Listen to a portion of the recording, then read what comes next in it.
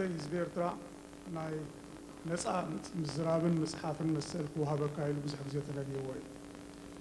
كساب حجيكن نزخ أكل زخل حقتها أي وصلنا زدوم غيري مثل كان قال أيكا من ده قوام ويحق من قستي أبز كبر الأوان استفعل عليه والكسباتن كان من قستي وسائل زخونو سلفتاتن بخميزة مسلك نقد خصاته فيه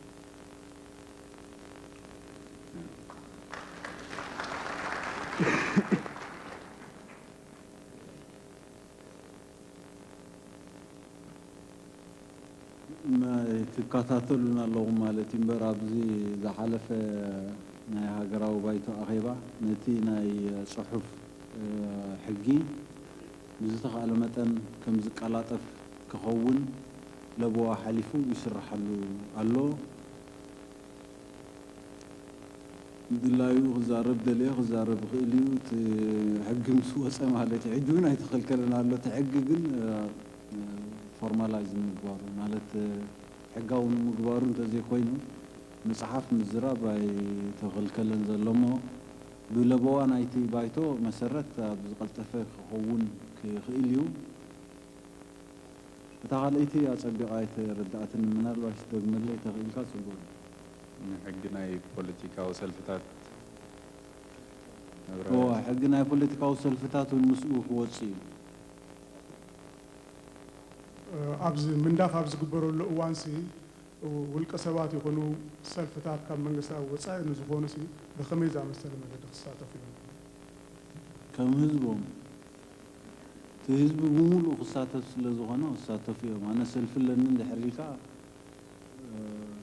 بحقنا يتسلفتات تمزجيبكا بو مسرت رأيتو لك خوينا في قوام تساتف مانياتون سلفتات رايزي كونه وين والكسبات نهاجر بمول زملكت قداي سلازغونه كل حزب اخصاتفو سلازلو بتبتب كيلاتات ورقه شتت ابلهم زوبنا قوام كنقبل يكونن نفس وكف ارتراوي ابزل هاليو نتقوام كساتفلو خيلالو بوحد خفلطلو نزل مغبار كا زخونه يكون انقفات كلو ايغبان من تزيت ناي قوام من داف كوميشن كقومي بحقي اتبايتو نتي قرب أواج ويزرع أقول أواج تقبل مساس ضوء كسرح له الجمل. حتى زلحتني نحنا أبزي أمريكان أمنات مالتي واشنطن دي سي كبابي أنزلنا رفرندوم مجمر يا رفرندوم من زمارو نحنا بس جنزب حجرنا خنهنس حجرنا خندعل كلها تسامعنا هنا. أب دكتور عمارة زموت قبل جزيون حتى حاتيتنا إلى نحنا قال حجي جميرنا أنت الآن حدا نجر بنك لا هنا تخفيت لنا زخنا مسرت نهاجرنا قال حجي جميرنا كنهبو إنا دبك قال هبنا إنا دحريو قال سون ملش لنا إنا جزيون نحنا حجي رفرندوم سقعد ودا حنت نجر بنك كنجبر عين خدني ناجن دحرنا تنتنا إذا نجر زي كمل لنا مالتينه حجي عاب زحلفة دحر رفرندوم أبنات النت إيرترا زرخوبة اللوجزية خاطر أكلنا نزحتوا تازخاني قال حجين 2% تهم إيرترا أمباسز بالكفولو تبعنا ግን ኩሉ ህዝብ ነጽይግዎ ንሕና ኤርትራን ኣምባሲን ኢልና ኣይንኸፍልን ኢና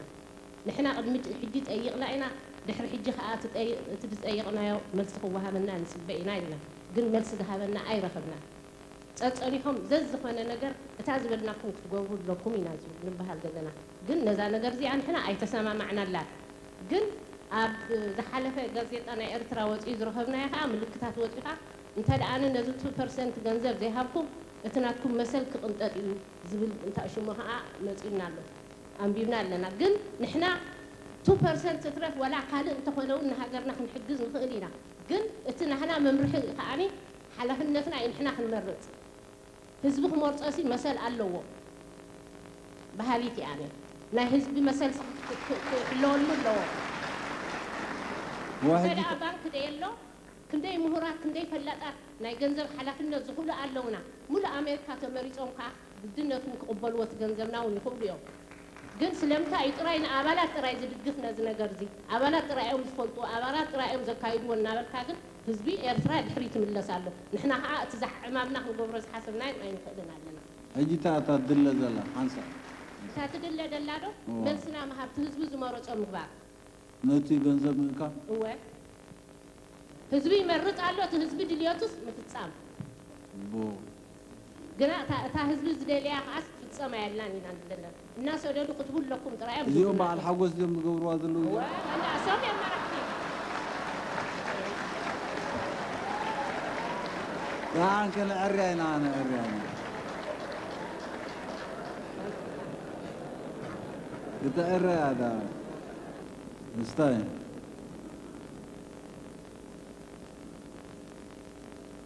ኣብዚ ከይመፃኹ ከለኹ እንታይ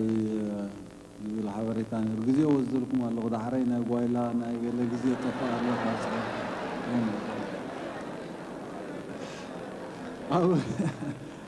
ኣብ ኣሜሪካ ኣብ ኣሜሪካ ኣንጻር እቲ ኤምባሲ ኣንጻር እቲ ኣብኡ ዘሎ ኣሰራርሓ ናይቲ መንግስቲ ተሪር ተቃውሞ ዘለዎም ሰባት ኣለዉ ኣብ ጽርግያታት ሰላማዊ ሰልፊ ክገብሩ እዮም ፕሬዚደንት ኣብ ዝመጻሉ ግዜ ኢሎም ሓንቲ ጽብቕቲ ነገር ግን ተሸዓት በልኳውን ሰባት ነይሮም ናይ ግድን ክገብሩ ኣለዎም ከምኡ ተቃውሞ ክመጽእ ይኽእል ክንሰምዕ ክንክእል ኣለና ኣብ ኣሜሪካ ኣንጻር እቲ ኤምባሲ ኣንጻር እቲ ኣብኡ ዘሎ ኣሰራርሓ ናይቲ መንግስቲ ተሪር ተቃውሞ ዘለዎም ሰባት ኣለዉ ኣብ ጽርግያታት ሰላማዊ ሰልፊ ክገብሩ እዮም ፕሬዚደንት ኣብ ዝመጻሉ ግዜ ኢሎም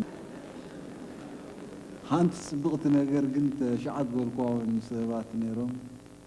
ናይ ግድን ክገብሩ ኣለዎም ከምኡ ተቃውሞ ክመጽእ ይኽእል ክንሰምዕ ክንክእል ኣለና ሓይሊ ክበሃል ከሎ ስልጣን ማለት እዩ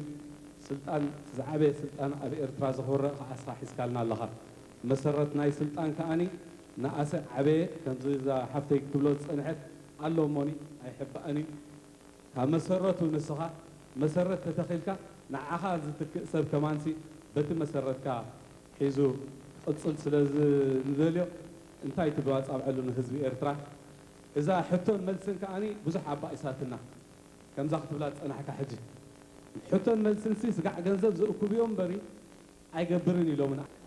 ፕሬዚደንት ኢሳያስ ዓለም ዘይገቦ ታሪክ ገይሩ ኢለ ዋላ ኣብ ኣሜሪካ ከማን ሚስተር ፕሬዚደንት ክሊንተን ኣብዚ ናይ ካምፔይን ምስ ሰብ ከምዚ ኤልሳ ዝበለቶ ምስ ሰብ ካምፔይን ይገብር ሕቶን መልስን ንስኻ ግን መጀመርያ ኣብ ኣፍሪቃ ኣብ ዓለም ከማን ክብል ዝኽእል መልስን ሕቶን ትገብር ኢኻ እሞ ትቕፅላ ዲኻ ወይ ስጋዕ እዛ ገንዘብ ትውዳእ እያ ትቕፅላ ዲኻ ወይ ስጋዕ እዛ ገንዘብ ትውዳእ እያ ትቕፅላ ዲኻ ወይ ስጋዕ እዛ ገንዘብ ትውዳእ እያ ትቕፅላ ዲኻ ወይ ስጋዕ እዛ ገንዘብ ትውዳእ እያ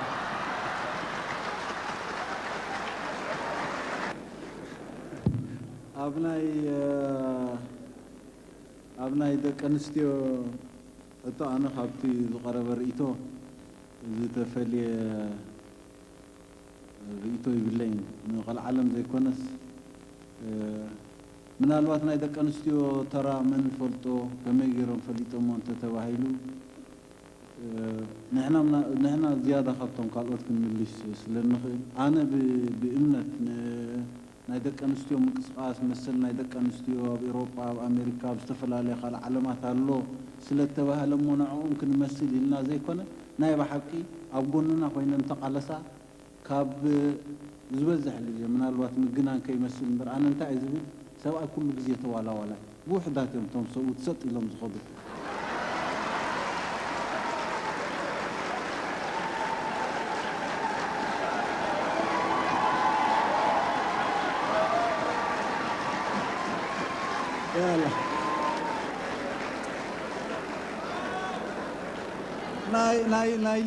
ናይ ልበይ ምክንያቱ ኣብ ብስታቲስቲክስ ኣሉና ወላ ፅሑፍ ኣሎ ኣብ ታሪክ ኣይተገልፀ ንኸውን እምበሪ ኩናት መፅእ ሽግር መፅእ ጥሜት መፅእ ምስላም ዝበሃል ኣሎ ህድማ ናብ ፀላኢ ወይ ናብ ካልእ ቦታ ዝበዝሑ ዝሃድሙ ነግፈረግ ዝብሉ ብፐርሰንቴጅ ሓደ ሲሶ ነይረን ደቂ ኣንስትዮ ግን በቲ ቁፅረን ኣይኮናን ብቁፅረን ኣይመጣጠንን ብቁፅረን እውን ኣይከዳን ነይረን ዝበዝሑ ደቂ ተባዕትዮም ሃድሙ ነይሮም ኩሉ ግዜ ምናልባት ሕልሚ እንዲሁ ክብል ፀኒሑ ሓደ ጋዜጠኛ እንታይ ዝሓትትስ ዘሰንብድ ሕልሚ ናይትሜር ክትርኢ ትኽእል ዶ ከመይ ዝመሰለ ናይትሜር ምናልባት ኣብ ኢትዮጵያ ከም መንግስቱ ዝኣመሰለ ተመሊሱስ መሊሱ ዝወደብ